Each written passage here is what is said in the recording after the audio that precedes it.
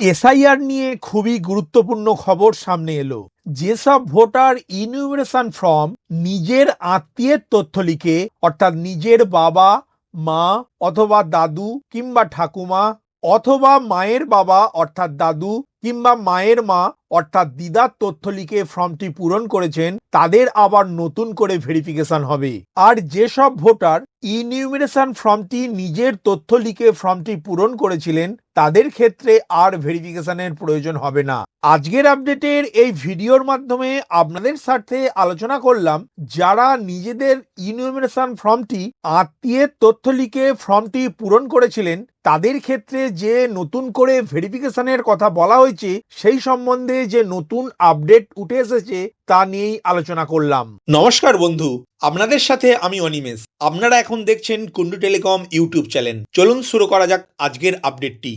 রাজ্যে শেষ এসআইআর অর্থাৎ 2002 সালের ভোটার তালিকায় নাম নেই, কিন্তু নাম রয়েছে আত্মীয়ের এবং সেই আত্মীয়ের নাম উল্লেখ করে ইনিউমারেশন ফর্ম পূরণ করেছেন বহু ভোটার। যেসব বুথে এই ধরনের ভোটারের সংখ্যা 50% বেশি সেই সব জায়গায় বুথ লেভেল অফিসারদের ফের তথ্য যাচাইয়ের নির্দেশ দিয়েছে জাতীয় নির্বাচন কমিশন। 2002 সালের তালিকায় থাকা আত্মীয়ের নাম উল্লেখ করে পূরণ করা ইনিউমারেশন ফর্ম বিএলও অ্যাপে আপলোডের প্রক্রিয়াকে কমিশনের পরিভাষায় বলা হয় প্রয়োজনী ম্যাপিং। আর এই ধরনের ভোটাররা হলেন প্রয়োজনী ভোটার। জেলা প্রশাসন সূত্রে জানা গিয়েছে এখনো পর্যন্ত রাজ্যের প্রায় 12 থেকে 15% অর্থাৎ 14,000 বুথে প্রয়োজনী ম্যাপিং এর সংখ্যা 50%-এর বেশি। অর্থাৎ এই সব বুথে ভোটাররা শেষ এসআইআর তালিকায় থাকা আত্মীয় অর্থাৎ মা, বাবা, ঠাকুরদা, ঠাকুমা কিংবা দাদু, দিদার নাম উল্লেখ করে ফর্ম পূরণ করে বিএলওর কাছে জমা দিয়েছেন। সংশ্লিষ্ট বিএলও তা মোবাইল অ্যাপে আপলোডও করে দিয়েছেন। এই প্রয়োজনী ভোটারদের তথ্যই ফের যাচাই করতে নির্দেশ দিয়েছে জাতীয় নির্বাচন কমিশন। 11ই ডিসেম্বরের মধ্যে গোটা প্রক্রিয়া শেষ করতে বলা হয়েছে। সূত্রের খবর, মুর্শিদাবাদ, মালদহ, নদিয়া, 2 দিনাজপুর, 2 24 পরগনার মতো সীমান্তবর্তী জেলাগুলিতে প্রয়োজনী ম্যাপিং এর সংখ্যা 50%-এর বেশি। কিন্তু কেন 50%-এর বেশি প্রয়োজনী ম্যাপিং ফের বুথ তথ্য যাচাইয়ের নির্দেশ দিয়েছে?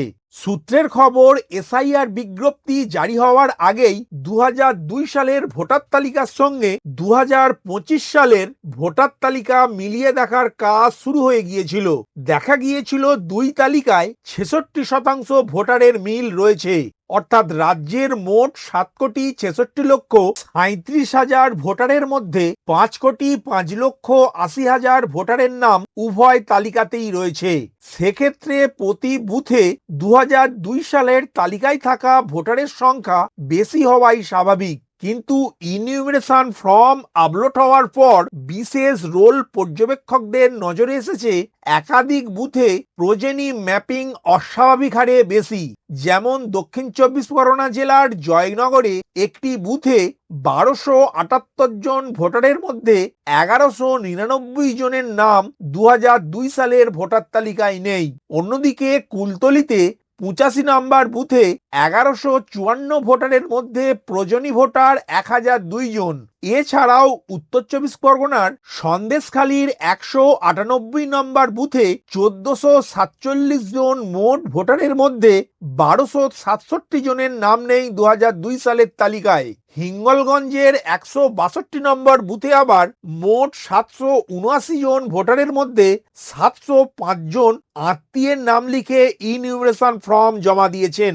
অন্যদিকে উত্তর দিনাজপুরের হেমতাবাদে 54 নম্বর বুথে 1119 জন ভোটারের মধ্যে 977 জন প্রয়োজনী ভোটার। অন্যদিকে মালদাহের 28 নম্বর বুথে মোট 792 জন ভোটারের মধ্যেই 721 জন ভোটারের প্রয়োজনী ম্যাপিং হয়েছে। হবিবপুরের 30 নম্বর বুথে 918 জন ভোটারের মধ্যে 839 জন ভোটার ফর্মে আত্মীয়ের নাম লিখে পূরণ করেছেন। এই তথ্য সামনে উঠে আসার পরেই 50% বেশি প্রয়োজনী ম্যাপিং হওয়া বুথের তথ্য ফের যাচাইয়ের নির্দেশ দিয়েছে জাতীয় নির্বাচন কমিশনকে।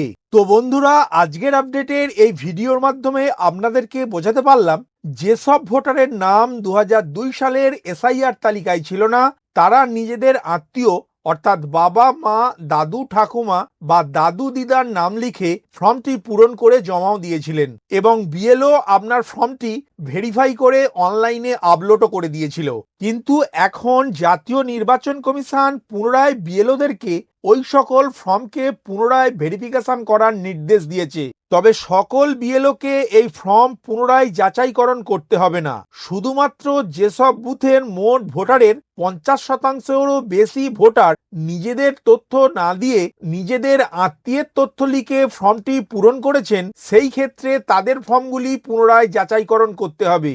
আর জাতীয় নির্বাচন কমিশনের তথ্য অনুসারে এই রাজ্যের প্রায় 14,000 বুথে এই ধরনের প্রয়োজনী ভোটার রয়েছে।